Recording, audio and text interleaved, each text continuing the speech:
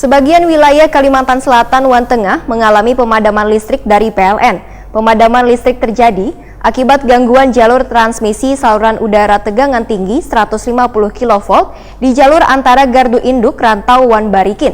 Listrik sempat padam selama 19 jam di Kalimantan Selatan Wan Kalimantan Tengah, namun wayah ini 85% sudah ada yang menyala.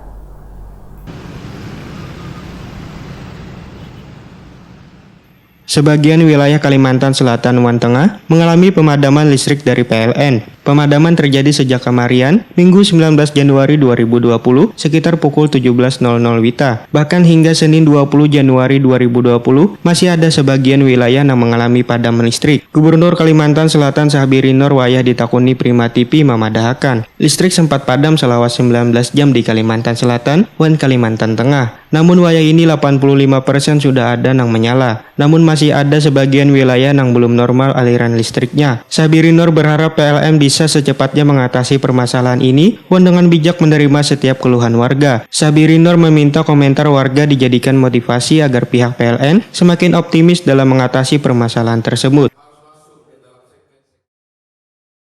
Sambar petir nggak Paman? Ada cuaca atau gimana? Ya kalau petir kan biasanya cuaca lah kaitannya dengan alam lah. Harapannya apa nih Paman? Soalnya sudah sampai hari ini Segera diatasi, kita minta PLN yang kompeten segera untuk mengatasinya. Dan kalau ada kesulitan yang harus dibantu Pemprov, kita siap begitu kan. Dan juga kalau perlu turun tentara polisi itu untuk biar Bumi Kalsel ini tetap terang benderang, kita harapkan dulu. Sabarlah. Laporannya PLN Kembali kita dorong, sama-sama dorong. Jadi kalau masyarakat memprotes PLN itu bukan berarti marah dengan PLN. Itu bentuk support kita kepada PLN supaya bergerak lebih cepat biar PLN segera bisa mengatasi. Sementara itu, pemadaman listrik terjadi akibat gangguan jalur transmisi saluran udara tegangan tinggi 150 kV di jalur antara gardu induk rantau Wan Barikin.